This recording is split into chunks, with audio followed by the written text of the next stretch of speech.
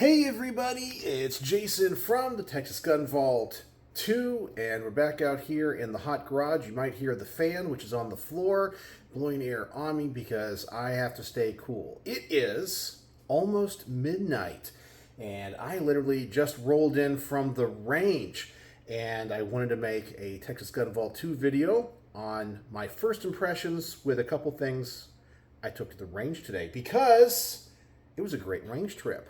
And I was able to fully review two things and partially review one. So I wanted to share with you what happened. The first one I have to be a little bit cryptic with, not because it's anything that special. It's just because I can't use the name of the company or the optic in the title of the video, because the companies that send me products, especially red dot sites that are, Chinese based or whatever, they're constantly searching YouTube every day for anybody that says anything about their product. And I'm not done with the review yet.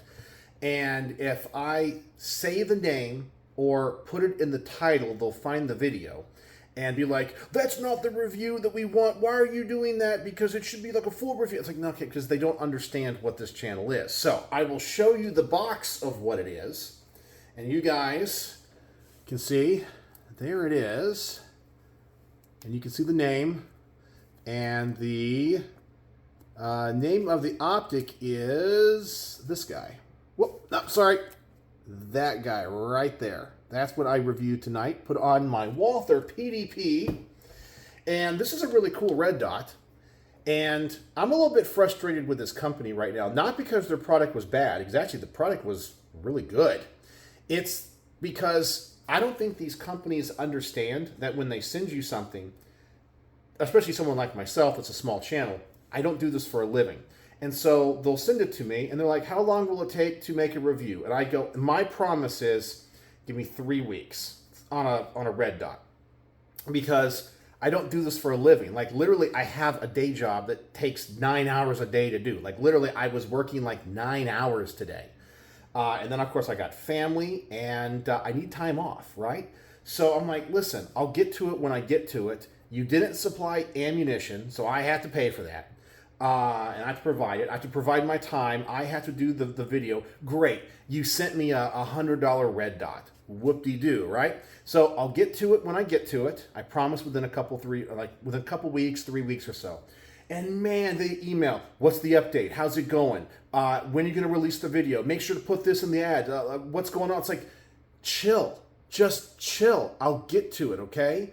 Man. So that's another reason why I don't want to put the name of the optic in there. But this one actually worked really well as compared to many of the other kind of Chinesium red dots that I have reviewed, which actually most of them work pretty well. Like, I really haven't had any fail on me or not hold zero. I've had some that the click adjustments were not that great, but for the most part, they're on par, I would say, with like HoloSuns. They're just off-brand. They might not have the solar panel on top, but honestly, they kind of work the same. But this one's a little bit different because the shape of the window. The shape of the window of this one is a little bit more oval, and it's wider. And I actually really like that because it gives you a better field of view. It's not as tall, but I really like the way this one's set up. The adjustments are good. It mounted to this Walther PDP perfectly. The mount works, the screws, everything just lines up. I have to say, I like this one. I like the fact the battery loads from the side. It's held in by screws. The adjustments are easy. This is a really good red dot. And when I put it on this gun, and granted, the Walther PDP is a very underrated gun. It's a very accurate gun. This is the full-size frame with the 5-inch barrel. Man, this gun shot great. I mean, the gun shoots great, but the red dot works fantastic. I mean, really good. All the multiple reticles work fine. I had no flickering. It just ran. I would put this on par with the best HoloSuns. I really would. And I was really impressed with it. So this is going to get a great review. I got to pump this video out probably tomorrow so I can send the link to the company so they can shut up. Man. I really appreciate it that companies want to work with me, but once again, like, I honor my word, And if I say I'm going to get it done within 3 weeks, I'm going to get it done within 3 weeks. And if you don't hear from me, it doesn't mean I'm not doing your product review or any of that.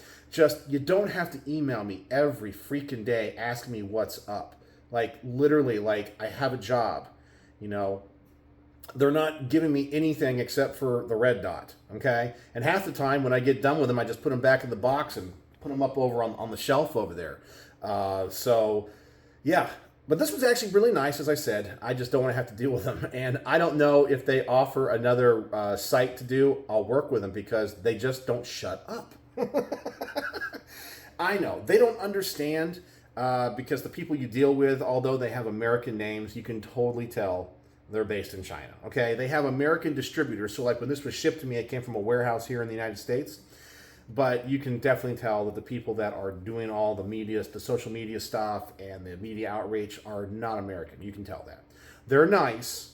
They just don't understand the business. And the fact that I'm just me. I'm not, I don't do this for a living. They just don't seem to understand that. All right, the next thing I reviewed, and I guess I should review the thing I was able to complete. In fact, maybe it's still a little bit warm. Yeah, it's still a little bit on the toasty side. I reviewed a Knights Armament suppressor. And to my surprise, I have not reviewed this one yet. I thought I had, but this is the 556 QDC, and I'm not sure. This is one of the older ones, and you can tell because it's more narrow. It's not like the NT4 ones, which are like really old school, which I have one of those. And this is on loan to the channel from my friend D. And once again, I have to thank D for taking the time to fill out all of the paperwork, allowing me to borrow this. So it really does mean a lot because, you know, I have amazing people that support the channel, and the fact that people will take the time and trust me enough to, you know, do the changes to all the trust documents, man, it really means a lot to me. I really cannot thank people enough. It humbles me beyond belief. So, yeah, this is on loan to the channel. And 556 QDC, I don't know if this is the PRT, which is like their printed one. It's not one of their flow-through designs. I kind of look at this one, and I believe this one is designed really for combat. So because of its smaller diameter, smaller size, it doesn't get the best tone, and it does not suppress as well. And it has a lot of resistance, So it's really designed to be an indestructible suppressor for military use. And in that capacity, I think it, you know, meets all the criteria. This thing is a tank. It is a tank. It is small. Damn, this thing is heavy. It retains the heat. It gets hot. And it is a tank. It just works. Tone-wise, medium-high, tons of resistance. And I'm going to show you that here in a second, what it did to the gun. But point of impact shift, it doesn't exist. This thing, it changes the ballistics just a little bit. The rounds seem to be a little bit slower with it, but man, there is no point of impact shift. But speaking of the resistance, I was running it on a Knights Armament LPR, which I am also in the process of reviewing. And I hope you guys can see this, but this upper receiver right now is absolutely filthy. And you can really see it on this side. Take a look here where the upper receiver and the lower receiver kind of mate up.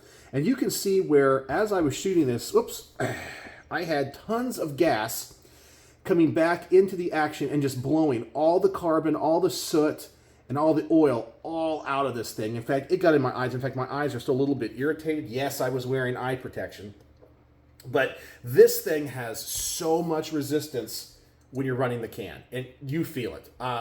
Big downside to this. But this is a military can, not a really, I mean, it can be used for civilian applications, but it's designed to be a robust, durable, indestructible suppressor that can go to war, be dropped out of a plane, you know, and keep on ticking.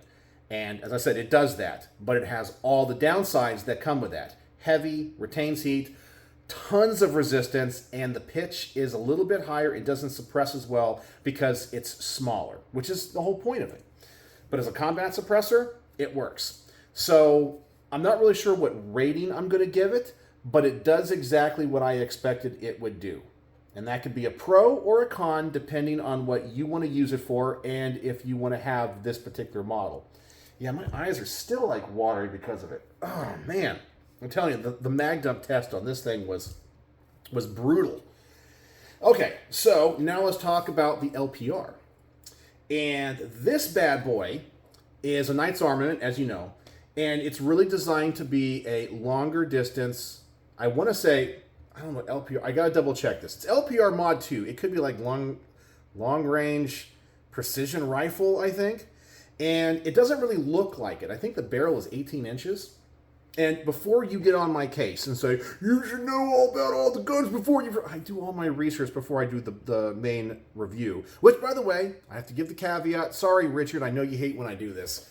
If you're watching to this point in the video, this is the Texas Gun Vault 2. It is not my main channel. It implies that there is a Texas Gun Vault 1, otherwise called the Texas Gun Vault.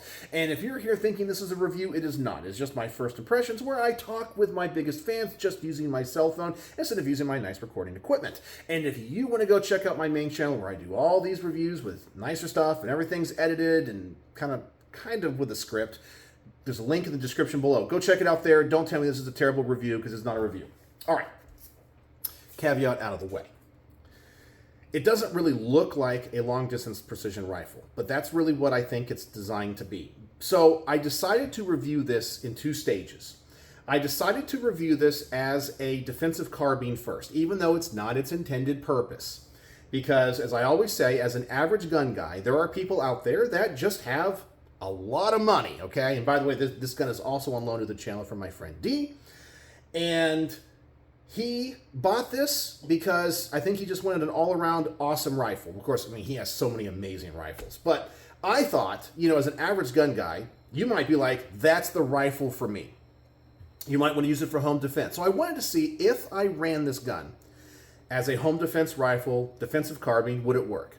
The answer is kind of. It's not as nice. It's very front heavy because we do have, you know, a very thick barrel, 18 inches, the handguard. This gun is not designed to be super lightweight. Most Knight's Armaments are not. It could work. A little bit too long for me. Boy, that sounds a little bit dirty, doesn't it? No, don't take it that way. But the gun ran fine. You know, it's just a heavy carbine is what it kind of feels like. One thing that surprised me though, and I realized this when I was reviewing the suppressor for the ballistics test, this has a single stage trigger in it, not a double stage or a two-stage trigger, which was awkward because when I kind of sometimes start with that test because I'm kind of zeroing in the rifle. It surprised me. I was kind of expecting, okay, here we go. We're going to go to the second stage and wall and boom. No, it's a light trigger, single stage. Surprise. When I started to review this gun as a defensive carbine, I just wanted to use basic old range ammo. Okay, so I have some Winchester, target, and practice ammo, and some people are going to say the reason the gun's running so dirty is because of this stuff. Yeah, maybe. So I thought just because I was running it at a 25-yard range tonight, I'd just use this for all my, you know, the mag change, mag dump test, you know, the first shots, first impressions kind of thing. And it ran fine. I think if I was going to buy a home defense carbine, I would definitely go in a different direction. And if I wanted a Knight's Armament, I would probably go something with a shorter barrel that's a little bit lighter. But then, I ran this stuff through it. And this is the Hornady Match 223 73 grain ELD match.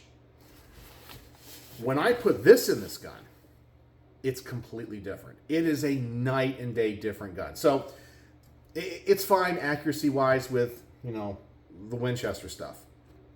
When I did by the way, I'm going to do a longer distance, which was the whole point of what I was saying. Reviewing this on both the 25-yard range and then the 100-yard range, and I got to go back because I can only get into the long distance range when the club is officially open. I can get into like the VIP lanes 24 hours a day, 7 days a week. So I just have like biometric access, and that's why I was there at like 11:30 at night. But I have to wait until it's officially open to get on the rifle range. So I'm going to review this, of course, at 50, 75, and 100 yards. And so I was trying to save this ammo for that portion of the test. But when I was reviewing the suppressor for the point of impact shift, I ran this stuff. And when I say it's a different rifle, it's a different rifle, okay? I cannot believe how accurate this gun is. Now, with a Winchester, it's just like every other AR. With this, it's unbelievable. Now, I know right now I have to get it to the longer distance range, but when I was doing the point of impact shift change test, I shot 3 shots, and I'm looking through this scope, which, by the way, it's a zero compromise scope. Oh my God, these things are awesome. I think I like the Night Forces just a little bit better, but these zero compromise scopes are pretty damn amazing. So I'm looking through this thing because I'm just trying to get like really more of the ballistics data than anything else. I shoot 3 shots through this thing. First of all, unsuppressed. And it looks like it's one hole. And so I actually thought, okay, my first shot was like literally center of the bullseye. My second shot, I didn't even see where it impacted. Okay? I was like, well, maybe it went through the same hole. Maybe. Third shot, I was like, am I missing the target completely? So I actually brought the target in after the first 3 shots with this thing. I actually suspended the test because I thought I wasn't even hitting the target. No, without even trying, it was like through the same hole, not even like ripping it a little bit to the side. It was scary accurate for someone like myself. And in fact, when I did the actual test with the unsuppressed and then the suppressed, I even double checked. Like the 4th shot, I actually moved the crosshairs just a little bit to the left, just to make sure I really wasn't missing the target. No, it was there. Because so on the test, you're going to see literally like one kind of big hole, and you're going to see one shot a little bit to the left, both suppressed and unsuppressed. Because I just had to double check, it was actually going through the same hole. Now, when I take this thing to 50, 75, and 100 yards, I'm expecting amazing accuracy. Never in my life have I had, and in my reviews, shot a gun that inherently just feels this accurate. It's a different gun with this match ammo. So maybe this gun is completely tuned for this stuff, and if it is, it is a match made in heaven. It's a match made in heaven. So I'm really excited about getting this thing to the range. I'm hopefully going to go Friday. I have to wait about 2 days because tomorrow is like my busiest teaching day. And yeah, I'm busy like all day. And then Friday, I should have a little bit of time, but I'll go over there and get the last part of the range report done. But right now, we are on track for a 5 out of 5 star review on this red dot. And I know some of you guys will be like, oh, it's just Chinesium red dot. Who cares? I actually like making them, making the reviews and to kind of vary my content a little bit. Knight's Armament Suppressor. It is a 5 out of 5 star review if you are looking for a go-to-war can that is designed for the military. And you have like a military clone rifle. You want to be in, SEAL Team 6. Yeah, this is it for you. If you're a civilian and looking for just a great all-around suppressor, it's a 3 out of 5 star review because it's just as, no point of impact shift. It gets super hot. It stays hot. But man, the resistance is the big downside of this thing. So if you have a gun that's finely tuned for a certain gas setting, man, you are going to be sorely disappointed with this bad boy. Because if you want a Huxworks can or like the flow-through designs, this is like the opposite. I mean, this gun shows it. I mean, I'm not even thinking about cleaning this gun until after I film the range report because I really want to show this. I might even just take pictures of it because, man, this gun is gassy with that suppressor. Without the suppressor, totally fine. With a suppressor, holy crap, it runs dirty and it is gassy. Man, so 3 out of 5 stars on that guy if you're running it as a civilian. If you're a military guy or police, 5 out of 5 stars. But this Knight's Armament LPR right now is on track for a 5 out of 5 star plus review. That's where I'm at with it. As a carbine, it's okay, but I don't think people are going to buy it for that purpose. Even though this is, I think, a discontinued model, which is kind of sad. But for probably its intended purpose, man, you put this Hornady stuff through it, different rifle, and it's awesome. It's awesome. So that's kind of where we're at on these things right now. So yeah, so tell me what you all think about any of the things I'm working on and any of your thoughts on the products. What do you think about really, I guess, gassy suppressors or suppressors with lots of resistance? What do you know or think about the nice Armament LPR? And what do you think about just kind of like budget red dots? So anyway, that's the projects, and I still have the range footage for the, it's over there, the Voodoo Gunworks Priest 2011. So I'm trying to get a lot of stuff filmed and then just be able to work on stuff here in the garage on the weekends. So anyway, I just want to give another huge shout out to my friend D, because yeah, he has an amazing firearms collection, and I am honored beyond words that he lets me borrow such amazing gear like this to review, because I think I am the luckiest gun tuber out there, even though I'm not the biggest channel by any stretch of the imagination. But I don't think most gun reviewers get to review the hardware that I get to review. I mean,